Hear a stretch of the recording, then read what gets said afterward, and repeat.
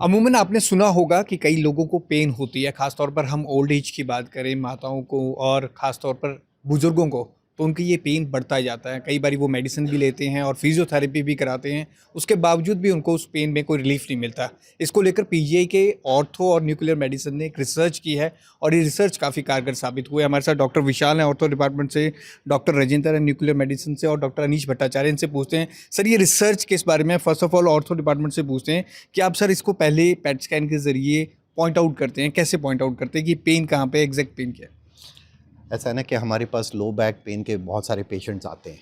लो back pen multifactorial है, सिर्फ एक फैक्टर नहीं इन्वॉल्व है, उसमें बहुत सारे फैक्टर इन्वॉल्व हैं। पर्टिकुलरली उसमें मस्कुलो लिगामेंटस कॉम्प्लेक्स जो है, जिसको मस्कुलो स्केलेटल सिस्टम कहते हैं, पर्टिकुलरली बैक पेन के लिए लीजिए तो दो एडजॉइनिंग वर्टिब्रा के बीच में आइदर सॉफ्ट टिश्यू प्रॉब्लम होगी या बोनी प्रॉब्लम होगी। Soft tissue problem will be related to ligaments and joint capsules and muscles around, and जो बोनी कंपोनेंट होगा that will be related to joints, may be the joint between the two vertebra with the intervening disc. उसको हम पहले तो screen out करते हैं। मान लीजिए पहले we take the history of the patient, उसका क्लिनिकल एग्जामिनेशन करते हैं, उसका रेडियोलॉजी के लिए भेजते हैं। रेडियोलॉजी डिफरेंट फॉर्म्स में इन्वॉल्व करेगा, एक्सरे, किसी में सिटी स्कैन भी, प्लस माइनस एमआरआई। उसके बाद हमें लगता है कि नहीं, ये पेन जो है, ये पेन जो, then we try to identify pain generators out of it. तो जब हम पेन जनरेटर आइडेंटिफाई करते हैं, then we consult our colleagues from nuclear medicine, doctor Rajendra, doctor Harman, heads sir हुए, तो इनसे कंसल्ट करते हैं, and then we send the patients to them, they evaluate it. इनको लगता है कि नहीं, हाँ हो सकता है कि ये बोनी कॉम्प्लेक्स से पेन आ रहा है, इनको जो जॉइंट्स है उससे पेन आ रहा है, दिस, एंड पेशेंट को कोई न्यूरल डेफिसिट नहीं है, मैकेनिकल पेन है मेनली, तो देन दे गो फॉर पेट सीटी। उसमें ये लोग आइडेंटिफाई करते हैं कि हॉट स्पॉट्स कौन सा है, फ्लोराइड बेस्ड डाई देते हैं, जिसमें आइडेंटिफाई होता है कि this is the hot spot, and this में is in all probability the reason for low back pain. फिर उसमें they give robot guided injections which is almost with 100% accuracy, and without this robot, without this PET CT, 100% accuracy पाना under usual C arm या O arm जो हम देख के करते हैं injections is not feasible, not practical. So this is one of the best modality of pain palliation available in this part of the country, and probably we are probably क्या मैं तो बोलता हूँ, we are the best in the country to give such kind of support for pain palliation to our patients who present to us. Rest doctor Rajendra बताएंगे how do they go about in nuclear medicine department about such patients. Doctor Rajendra, इसके बाद patient जब आपके पास आता है, तो ये injection का पहले से ही डिसाइड आप कर लेते हैं और कितने टाइम लगा इसको रिसर्च करने में, कितने पेशेंट पे आपने ट्राई किया था? अब जैसे ही हमारे पास पेशेंट लैंड करता है, सबसे पहले हम उनका पेट स्कैन करते हैं। पेट स्कैन करने के बाद हम देखते हैं कि पेशेंट का पेट स्कैन को रिव्यू करते हैं। रिव्यू करने के बाद हम देखते हैं कि कुछ पेन जनरेटिंग साइट पेशेंट के अंदर हमें मिला है या नहीं मिला है। क्योंकि जैसे डॉक्टर अनीस ने बताया, डॉक्टर विशाल ने बताया कि हम इसमें एक डाई देते हैं जो सोडियम फ्लोराइड होता है।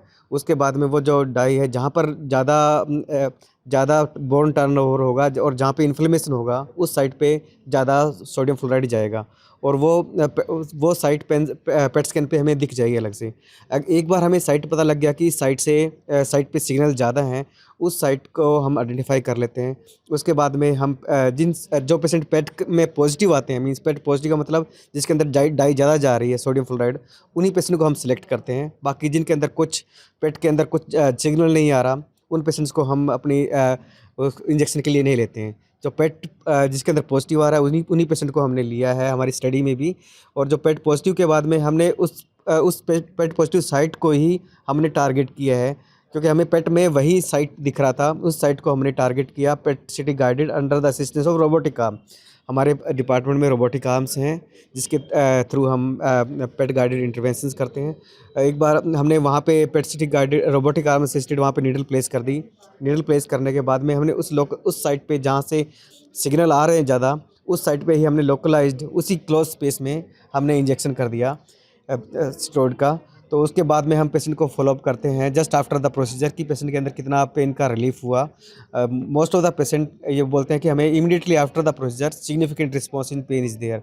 मतलब पहले पेशेंट चल नहीं पा रहा है, immediately after the procedure patient को सिग्निफिकेंट रिस्पॉन्स हो रहा है। So this is good for me also, good for the patient also. मेरे को भी अच्छा फील होता है, पेशेंट को भी अच्छा डॉक्टर फील। एक सवाल था मेरा, ये सिर्फ लोअर बैक के लिए भी है, किसी को नी का भी पेन होता है, फुट का भी पेन होता है, उसमें भी कारगर है? हाँ, हम लोअर बैक के अलावा जो नी पेन है उसके बाद में फुट के पेन है उनको भी टारगेट कर रहे हैं। कई बार तो फुट के पेन के पेशेंट हैं उनमें जो पेन कहीं और होता है और जो पेन जेनेटिक साइट कहीं और होती है। जैसे कि मैंने आपको पहले उसमें भी फोटो में भी दिखाया था, पेन जेनेटिक साइट कहीं और है, पेन कहीं और है। ऐसे पेशेंट में कई बार इंजेक्शन वहीं जहाँ पेन हो रहा होता है वहीं इंजेक्शन हो रहे होते हैं। तो जो पेन जेनेटिक साइट है वहाँ पे इंजेक्शन नहीं हो रहा होता है तो पेशेंट को कंटिन्यूअस पेन रहता है। तो इन केसेस में जो पार्टिकुलरली जो सबसेट ऑफ पेशेंट्स हैं इनमें पेट एक बार करके पेट गाइडेंस में नहीं तो पेट डायरेक्टेड इंजेक्शन तो किया जा सकता है। डॉक्टर अनीश भट्टाचार्य भी हमारे साथ न्यूक्लियस मेडिसिन के हेड हैं। सर, इसका कितना ये सक्सेसफुल रहा और इसका कॉस्ट क्या पड़ता है? कॉस्ट इसका पड़ता है, प्रोसीजर का कॉस्ट 1000 रुपीज़ और जो मेडिसिन हम इंजेक्ट करते हैं वो तकरीबन 500 रुपये का आता है पीजीआई में। प्रोसीजर कॉस्ट में भी हायर, प्राइवेट सेंटर में करेंगे तो ज़्यादा होगा। हमारे यहाँ पे 1500 का टोटल कॉस्ट पड़ता है पेशेंट को, और अगर फ्री पेशेंट हो या आयुष्मान में हो तो वो तो अलग बात। सक्सेसफुल जो हमारा एक पब्लिश स्टडी है हमने देखा है उसमें तकरीबन 85% सक्सेस रेट है, which is a very high success rate. आप याद करेंगे ये वो पेशेंट्स हैं जो ऑलरेडी मल्टीपल ट्रीटमेंट करके आ चुके हैं, they have failed multiple treatments, उसके बाद हमारे पास आए हुए हैं, उनमें 85% सक्सेस रेट है। और दूसरा एक और यूज़ मैं बता देता हूँ, ये तो है जो routine patients with long standing pain. एक बहुत स्पेसिफिक यूज़ है स्पोर्ट्स इंजरीज़ में। हमारे पास आए हैं cricket players, badminton players, hockey players जो ड्यूरिंग प्लेइंग अचानक से they develop a pain, knee pain है, बैक पेन है। अब सवाल है बंदे की कैरियर की। अगर ये मामूली सा है, ही कैन रेस्ट, ठीक हो जाएगा, ही कैन रिज्यूम। प्लेयर्स का हमेशा एंग्जाइटी रहता है कि प्रैक्टिस मिस हो गया तो मुझे टीम से निकाल देंगे, होता भी है।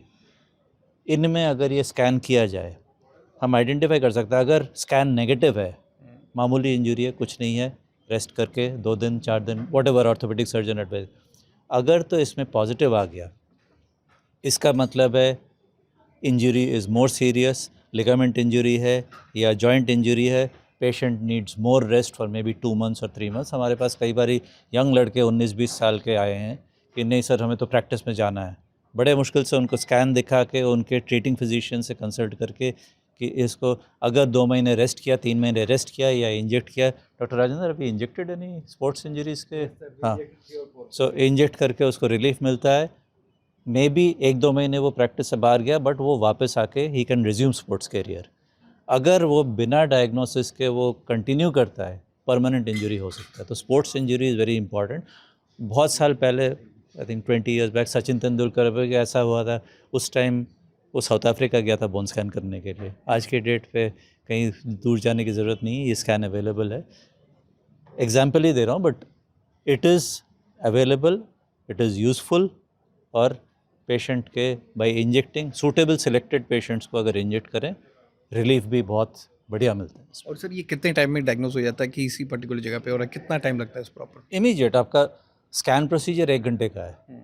जैसे फ्लोराइड इंजेक्ट किया, इंजेक्शन के 45 मिनट्स के बाद हम स्कैन कर सकते हैं। स्कैन में 15-20 मिनट लगते हैं डिपेंडिंग ऑन विच एरिया। एक सिंगल एरिया का 5 से 7 मिनट का स्कैन है मैक्सिमम। स्कैन हो गया, स्कैन पे तभी का तभी देख के इमीडिएटली डायग्नोसिस हो जाता है। कुछ कहना चाहेंगे सर पेशेंट से जो बहुत हाईली पेन से गुजरते हैं? मैं कई बार इन पेशेंट से भी मिल रहा था, इन्हें 2-2 3-3 साल हो गए थे, व्हील चेयर पर ये भी ये आ गए थे। बिल्कुल। तो मैं तो यही कहूँगा कि जो पीजीआई आ सकते हैं, जो रेगुलर दिखा रहे हैं, एक बार हमारे ऑर्थोपेडिक सर्जन से भी मिल लें, देख लें, प्रिलिमिनरी स्क्रीनिंग करके।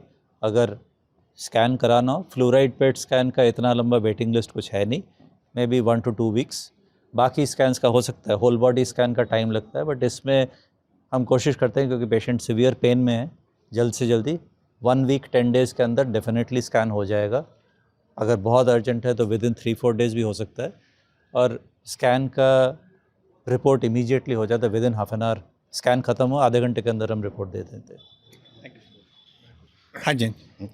मैं ऑफिशियली कुछ रिकॉर्ड्स पे बोलना चाहता हूँ कि ये लोग तो बोलेंगे नहीं, we have the best nuclear medicine experts in the country and ours is the best department in the country. Secondly, आपको जस्ट मैं एग्जांपल दे रहा हूँ कि मैं और डॉक्टर राजेंद्र और न्यूक्लियर मेडिसिन कैसे कोऑर्डिनेट करते हैं। कोई मरीज़ जो मैंने देखा और जिसको लगा कि नहीं दिखाना चाहिए, मैं राजेंद्र को उसका फ़ोटो खींच के भेजता हूँ, है ना, इसका कार्ड का, और उस कार्ड के पीछे डॉक्टर राजेंद्र का पर्सनल नंबर देता हूँ। आज तक मेरे को कोई मरीज़ वापस आके ये नहीं बोला कि डॉक्टर राजेंद्र मिले नहीं, तो डॉक्टर राजेंद्र फ़ोन नहीं उठाए। एंड इस प्रोसीजर का एडवांटेज ये है कि मान लीजिए कि एक 85 ईयर्स ओल्ड मेल या फीमेल है who is anesthetically not fit for to undergo surgery and has multiple pain generators in her lumbar spine suppose, उसमें भी यदि हम पेन जनरेटर आइडेंटिफाई करके इंजेक्शन देंगे तो इमीडिएट रिलीफ मिलता है। So that is a big boon for medical science and robot assisted हो तो प्रिसीजन इज़ अप्रोचिंग 100%।